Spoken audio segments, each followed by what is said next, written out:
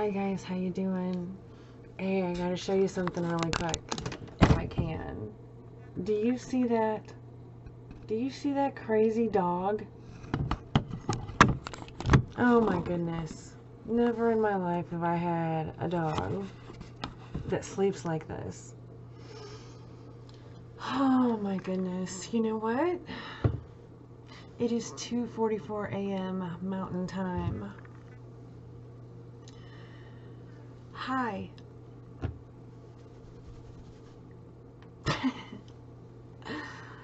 My name is Cindy, and I have a terminal cancer diagnosis. A couple of them, actually. I've been documenting on here for quite a while now, a couple months, I guess. And right now, I'm in the middle of chemo and radiation treatment. Almost to the end. I've got about 2 weeks left, and it's kicking my butt. But you know, what do? You just keep going.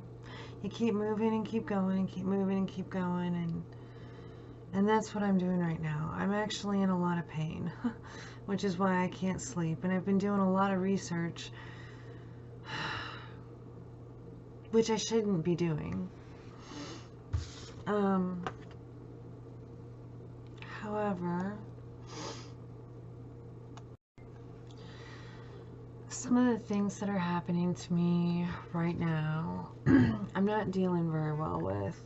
One of them is losing my hair.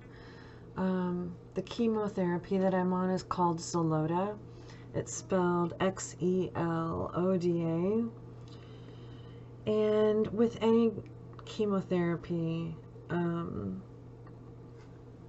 you have, you know, one of the side effects either is or can be hair loss. And I noticed this morning when I woke up there were like clumps of hair on my pillow, and I know that in the big scheme of things that's not a big issue, but for a woman, especially me, I really like my hair.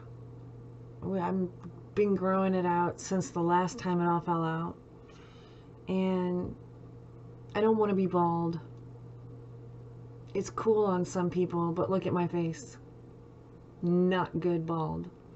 And I don't like wearing hats. And if I'm bald, I'm going to have to wear a hat, otherwise I'll freeze to death. So that's one thing. Some of the other things is I've gotten this weird pain in my belly, and I'm not really sure why. It's been happening the last couple days, and it just is annoying. They've messed with my pain medication because instead of the cancer docs prescribing it, they sent me to a pain clinic, which is great because they focus on pain. But of course, like with every other physician or new physician that you go to, you know, they always want to change things. Change your dose, change the type of medicine, maybe this will be better. And my body just doesn't do that well with things like that.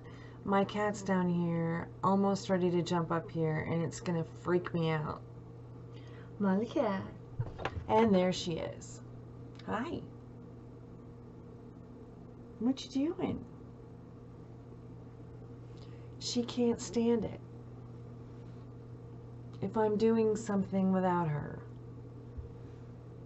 Right now you can probably only see her butt and her tail, but come here, my baby. This is the rest of her. Yes, my girl. She loves to be held like this. Her name's Molly Cat. She was a rescue kitty. Weren't you, kitty kitty? You're a rescue cat. And it took me about a year to get her to trust me enough to even get close to me. I think she hid under the couch forever. You can sit on my lap. So I'll sit here and rock, but you can't see her, but I'm rocking her. Anyway, some of the things I've been working on tonight is some future stuff for you guys, but I can't really figure out how to do part of it. I wrote 3 things down because there's 3, I guess you could call them presentations, but there's 3 videos that I would really like to do. One is on my surgery specifically, if I have it. The other one, actually 4 things.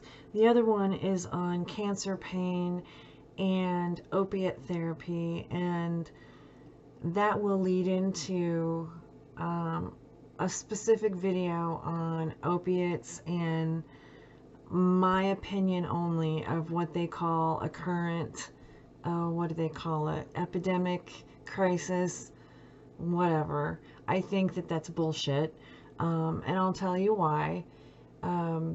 But I've been a nurse long enough and I've been around long enough to know. In fact, I just read a Medscape article. Do I have it? No, I don't have it up anymore.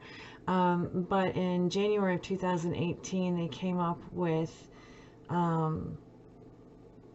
post-surgical rules now. Or they're not recommendations. They're actually, and they're not guidelines. You know what? I take that back. I don't have it pulled up on my other screen right now, so I'm not sure if they're guidelines or not. I know they're not recommendations, but now I guess they're telling the physicians how many to prescribe for each surgical procedure, and I think it's crap, and the whole crisis is crap, and I need to stop talking about it right now, or this video will turn into my little soapbox. But I have some valid reasons and some valid points for both sides, pros and cons on that. But anyway, the other one is cancer research. In general, and specifically for my diagnosis is really rare, both of them. Oh, my nose is itching. I don't know why. The first diagnosis I have is small bowel adenocarcinoma, and it had metastasized to ovaries, omentum, lymph nodes. Jeez, I mean, everywhere. And had 4 surgeries, was in chemotherapy for a year and a half, and that actually led to my second diagnosis, which is peritoneal carcinomatosis, stage 4. And that, in a lot of research you read, is called a death sentence. I don't believe it is, but, well, for me, I refuse to believe that it's a death sentence for me. However, I have to be realistic, and that it very well may be, but I'm in the middle of treatment for that. But I would really like to bring some publicity to those 2 particular diagnoses, because peritoneal carcinomatosis can be primary, meaning that's the only cancer you have had, and there goes the ears. Layla. But there's also secondary peritoneal carcinomatosis, which is what I have.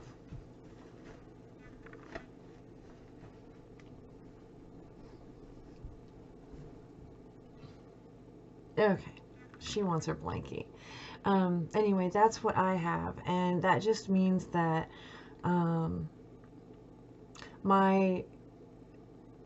the tumor in my peritoneum right now is a type of metastasis from the primary cancer.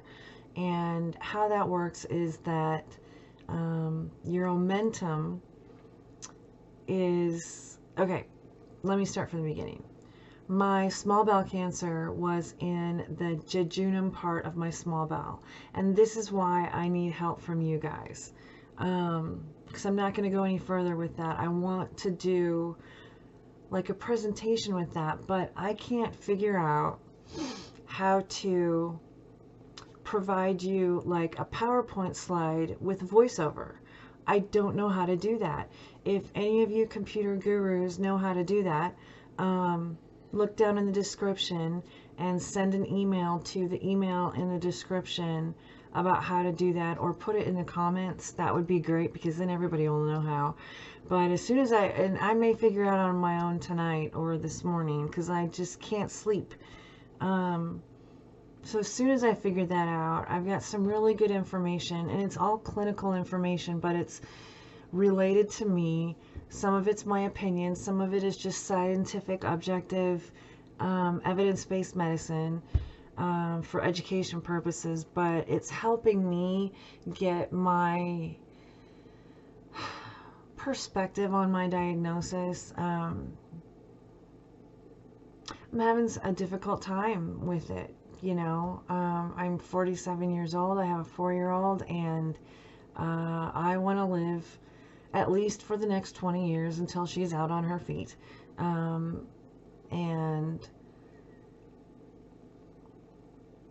honestly, in my gut, I don't think that's going to happen. Honestly, what my gut tells me is that it's not going to be too long. But my body tells me, no, that's not right. And I just don't know what to believe right now. So what I'm doing is I'm taking it one day at a time. And that's all I can do. I think that's all anybody can do. Today's treatment went really well. It was 5 minutes in and out.